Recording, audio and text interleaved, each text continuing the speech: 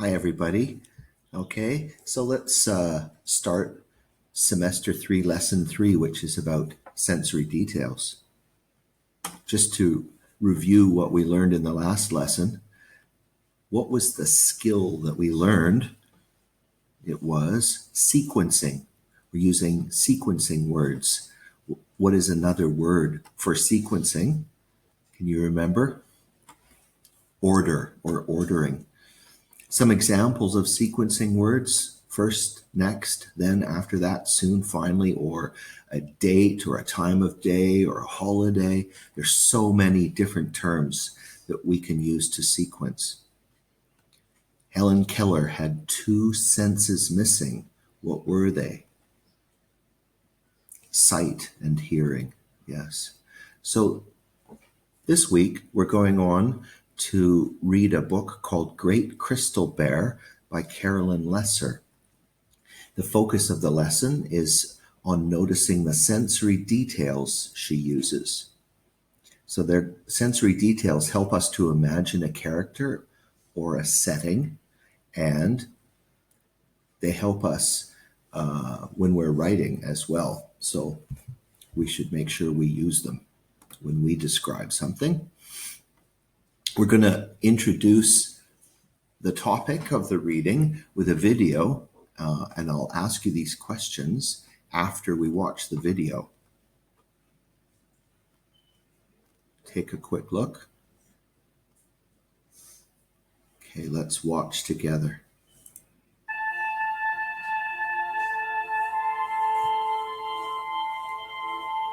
It's March, and light returns to the high Arctic, sweeping away 4 months of darkness.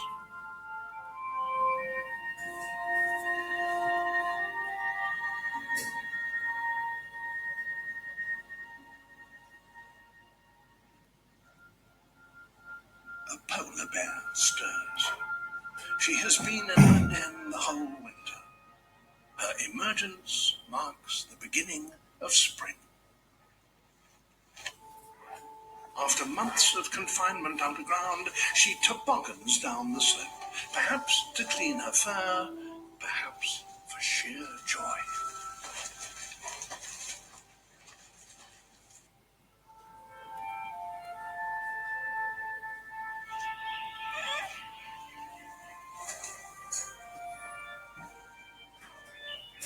Her cubs gaze out at their bright new world for the very first time.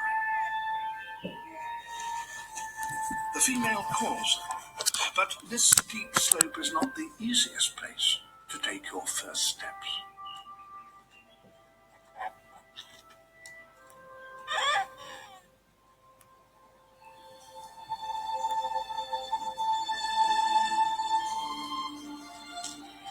But they are hungry and eager to reach their mother, who's delayed feeding them on this special day. Now she lures them with the promise of milk, the only food the cubs have known since they were born, deaf and blind beneath the snow, some 2 months ago.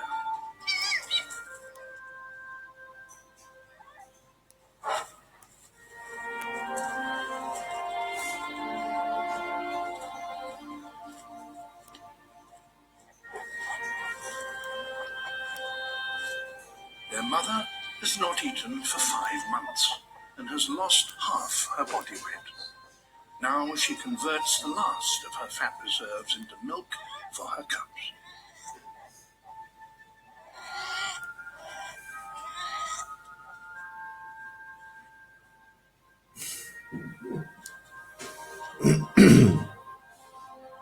Just like my kids. The spring sun brings warmth, but also a problem for the mother. It starts to melt the sea ice. That is where she hunts for the seals she needs to feed her cubs, and she must get there before the ice breaks up. For now, though, it's still minus 30 degrees, and the cubs must have the shelter of the den.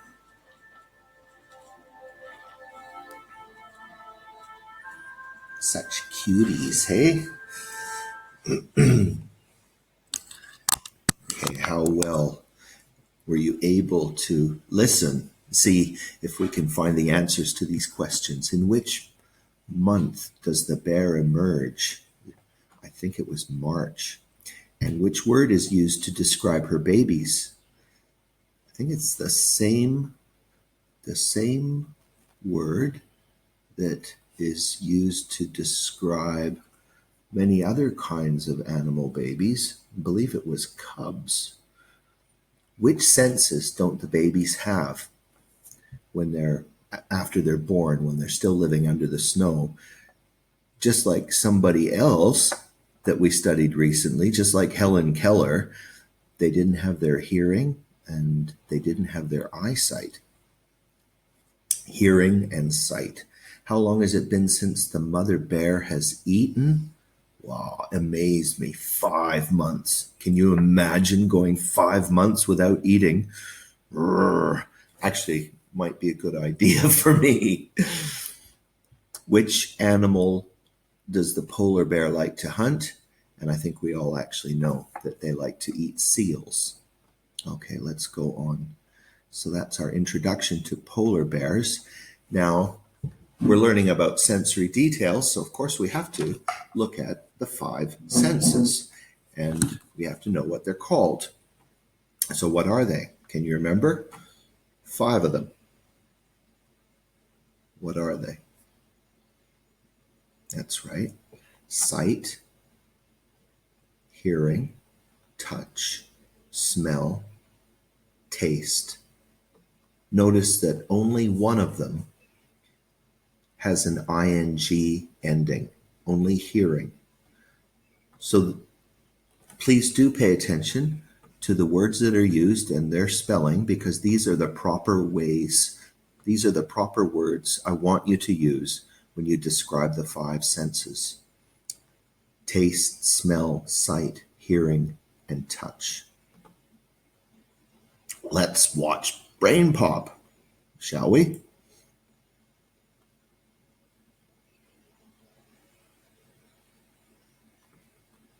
So this video is about writing with the senses, and it's quite a good one.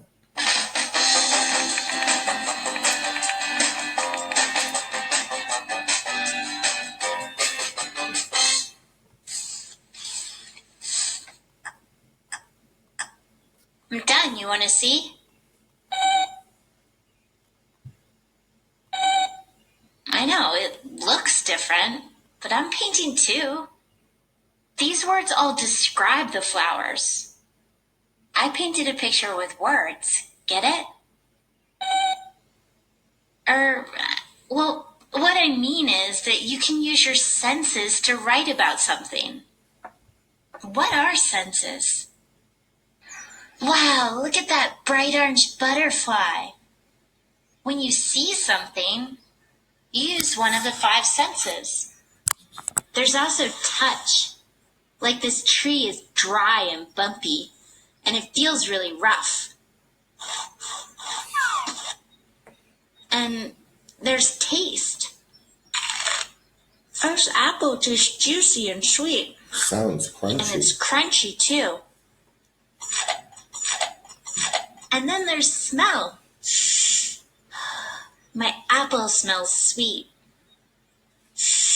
But you smell like dirty socks. Let's see. There are things that you see, touch, taste, smell, and oh right, here. It's Senor Maurice.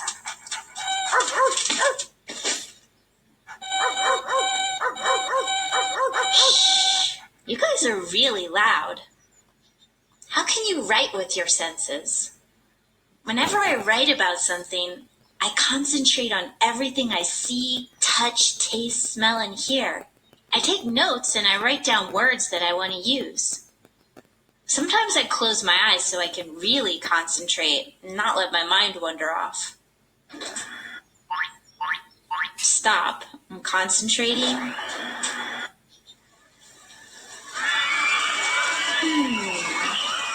I can hear all the people yelling and laughing on the rides. I can smell sugary cotton candy and it's making my mouth water. I can feel the warm wind blow on my face.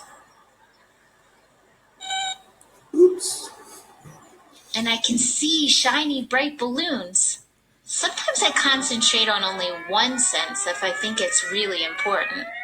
Like, I'll focus on how Grandpa's apple pie tastes, with the crunchy crust and the sweet apples and the soft cold ice cream. I hope my description tasted good. Why should you write with the senses? I guess it helps your reader's imagination if you describe things. Describing words are called adjectives. They make your writing come to life. Like, you can write, the South Pole is a cold place. I know, pretty boring. Or you could write, in the South Pole, a thick white blanket of snow and ice covers the land. Freezing winds blow across the icebergs to chill your face until it turns numb. See? When you describe with your senses, it can feel really real. Oh, be quick. We better write about something warm.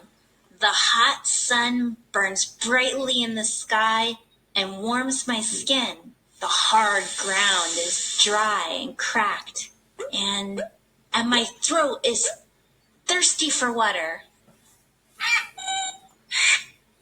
I guess it's too warm, huh? Okay. The sun shines through the window and the classroom is warm and cozy. It smells like sweet flowers and wet paint.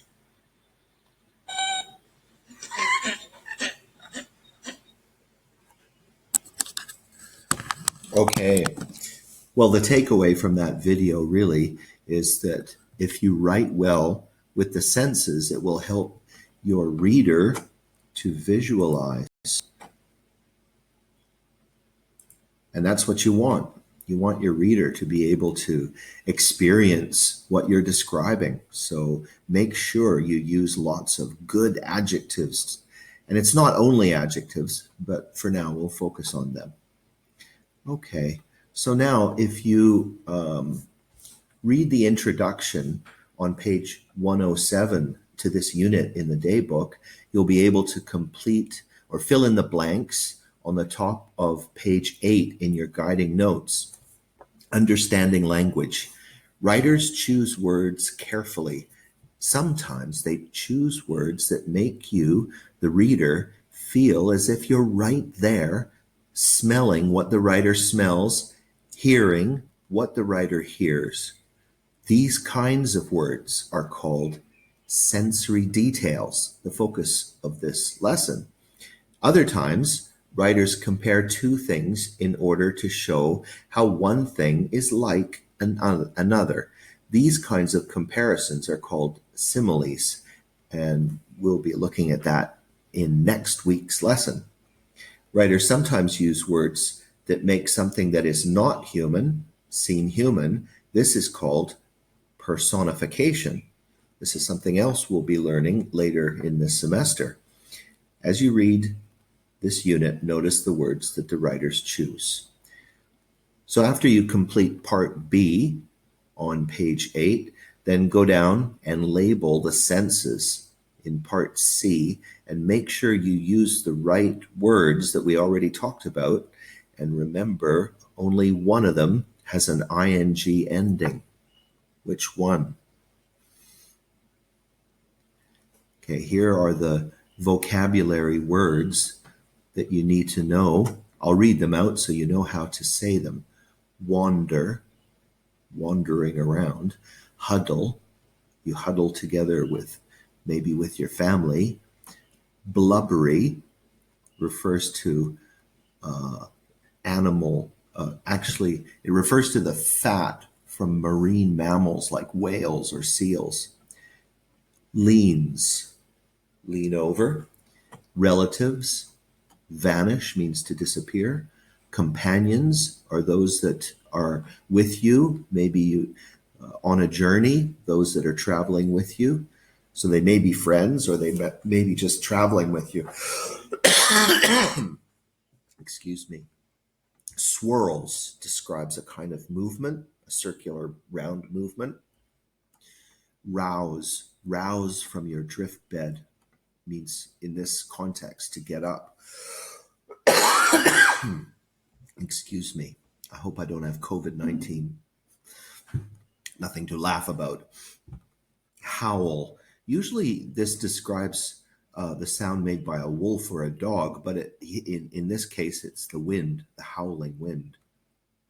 Gathers means to pull together, and fringy describes describes something with a fringe, and a fringe is like a piece of cloth that has a dangly edge part is a fringe. Please practice this vocabulary using the Quizlet that you can find on the web page for this lesson, and then complete guiding notes page 7. Okay, this is what the front cover of the book looks like. Great Crystal Bear. This is from Carolyn Lesser's website. Carolyn Lesser is the author of this story. And she describes here how she started writing and the lengths she went to when she was doing research for Great Crystal Bear. I think it's worth taking a look at. Please go to her website and check it out. She's quite an interesting lady. So she took a writing class to get herself started with writing. She said, I wanted to write about every biome on planet Earth. That means like every different kind of place where things live, like the forest, the desert, the ocean. These are different biomes. Next, I chose the Arctic biome and began my reading research. Then one day, I turned the facts I learned and questions for which I had no answers into a poem about a polar bear.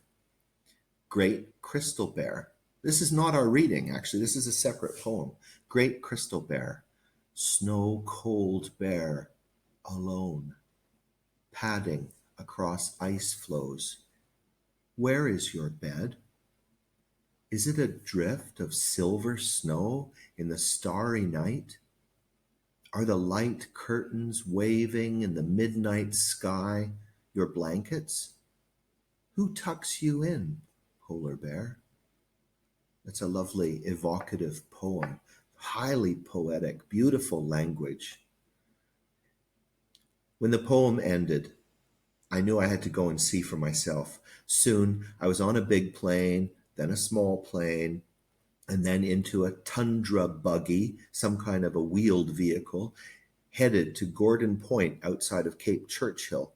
Churchill's in northern Manitoba. My mom lived there many, many years ago. She was wearing all kinds of stuff that she describes as her gear. A new duffel, that's a duffel bag of Arctic clothes and massive boots, my journal, pencils, camera, binoculars, to study polar bears in the wild for my new book, Great Crystal Bear. So she really did her research before she wrote this book. Let's go ahead and read it. Great Crystal Bear by Carolyn Lesser.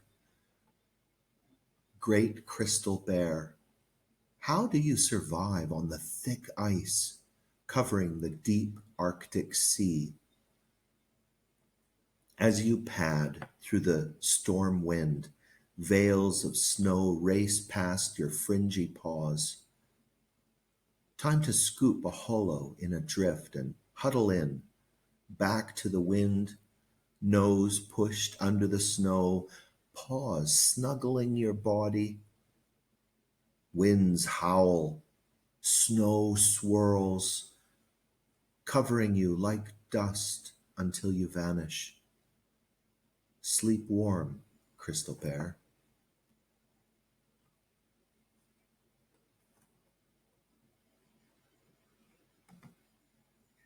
The earth leans far from the sun. As you rouse from your drift bed this winter solstice morning, how lucky that every other day of the year, each hollow hair of your fur gathers sunlight to heat your black skin and thick layer of fat. Your blubbery blanket keeps you warm for long dog paddling swims and months of day and night winter wandering.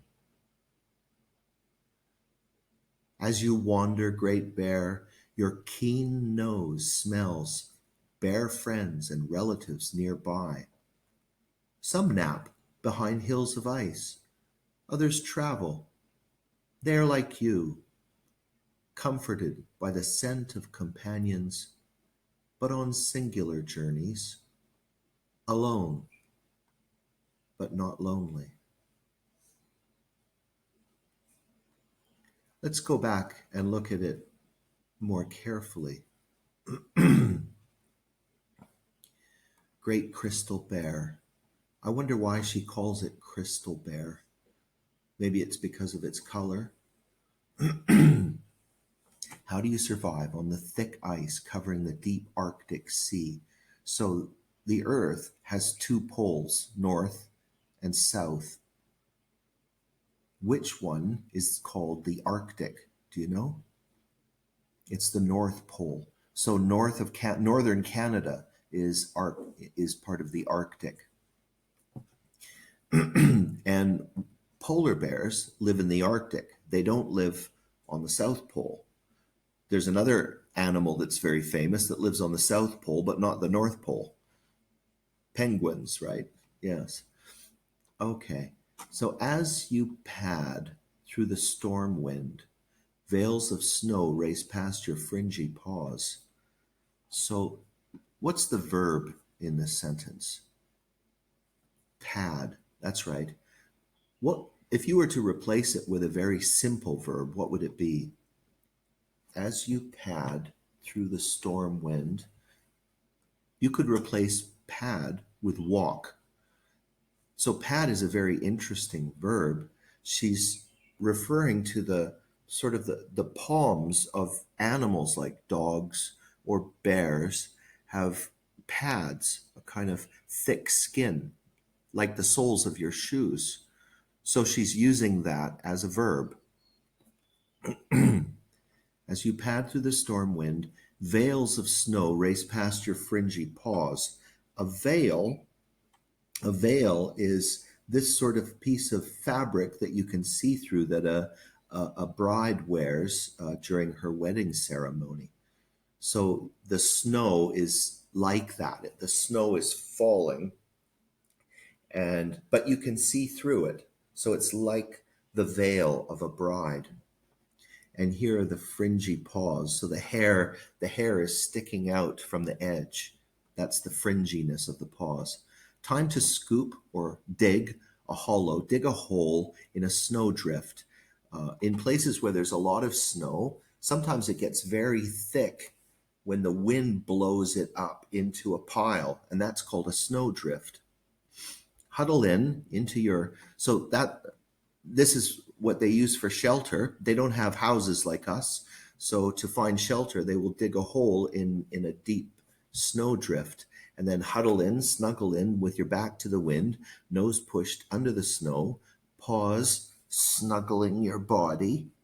So you can really picture that. Winds howl, you can hear that. Snow, you swirls, that's a very strong visual image. Covering you like dust, that's the snow landing on the fur of the polar bear and covering it up until you vanish. It disappears under the snow, vanishes under the snow. Sleep warm, Crystal Bear. So here's a picture of snow falling, and you can get the sense of how it's a little bit like a veil. Great Crystal Bear, how do you survive? How do you keep alive on the thick ice covering the deep Arctic Sea? As you pad through, okay, we read that one. The earth leans far from the sun. As you rouse, so here, the earth leans far from the sun. You know the earth is tilted and it changes its tilt changes seasonally. So when the northern part of the globe is tilted towards the sun, then it's summertime because you're getting more sun in the northern hemisphere. And when it's tilted away from the sun, then it's winter. The nights are longer, the days are shorter, you're getting less sun, so it's colder. So here, we can actually tell what day, what specific day she's talking about, because she calls it winter solstice. That's a particular day. Chinese people have a special meal and celebrate on this day. It's a family gathering meal. So winter solstice is the day that has the shortest day, the longest night, right? And that's called winter solstice, and I believe it's December 21st. How lucky that every other day of the year, each hollow hair of your fur gathers sunlight to heat your black skin and thick layer of fat. This is most interesting. I love this bit because I never really thought of it before I read this poem. But what color is a polar bear? Actually, well, you're going to say, well, they're white. What if you took a razor to them, poor bear, and shaved them? What color would they be then? They would be black. Their skin is actually black underneath that white fur. Now, the fur looks white, but actually it's not. Each hair is hollow. That means it's empty inside. And I think they're pretty much clear, like glass. I think if you took a single hair and cut it open and spread it apart, you could actually sort of see through it. So why is it like that? Why did bears evolve in this way? Well, I think each hair acts a little bit like a greenhouse, gathering the heat from the sun. And then the black skin of the body absorbs that heat that's gathered by each little greenhouse hair. And then the blubbery blanket, well, this is underneath their skin, there's a thick layer of fat.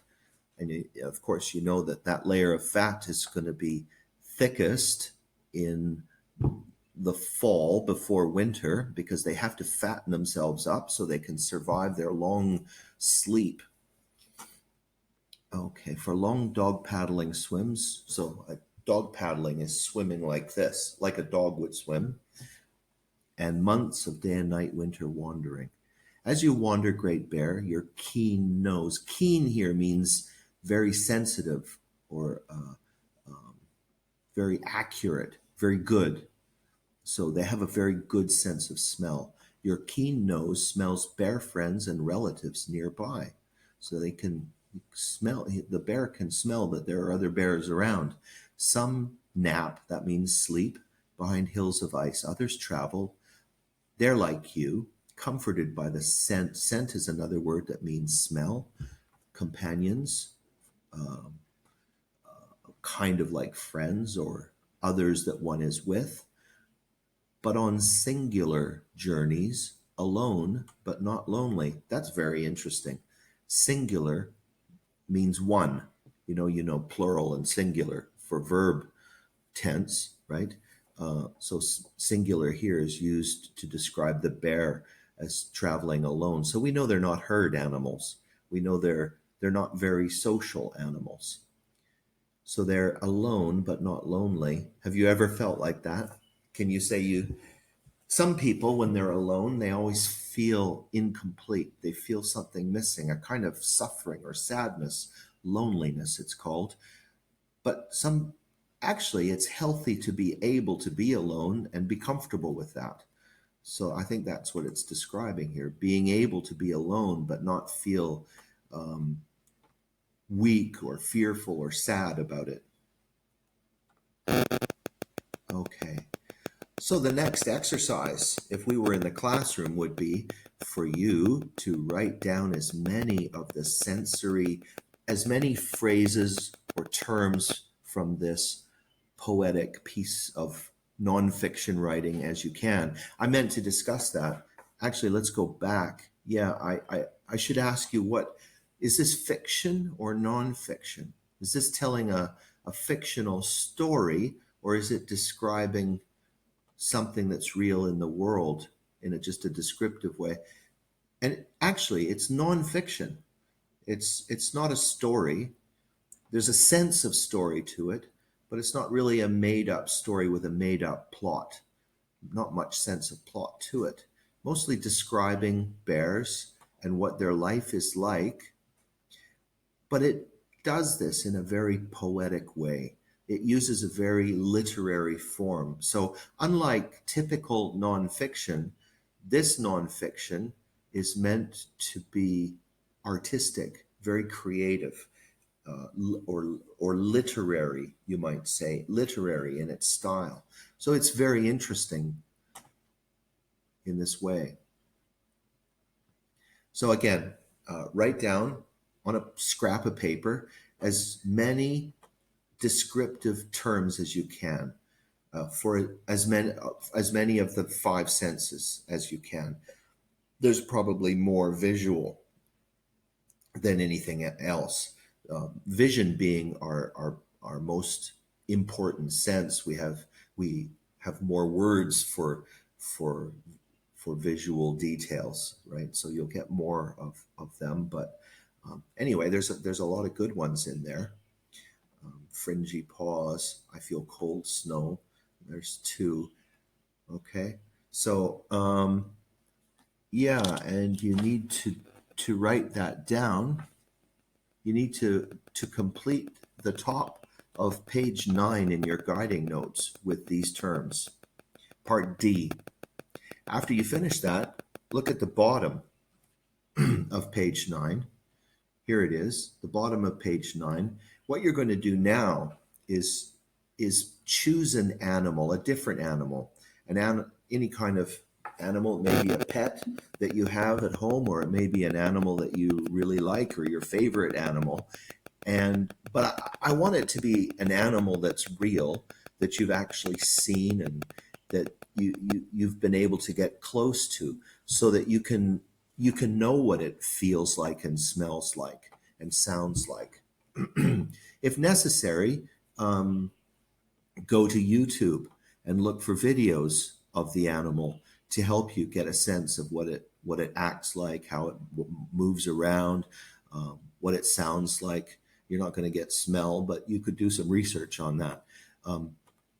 That's if you can't actually access the animal physically. That's the best. If you can actually, if it's your cat at home, that's great, because then you can smell it, and you can pat it, and you can talk to it and get a very strong sense for it.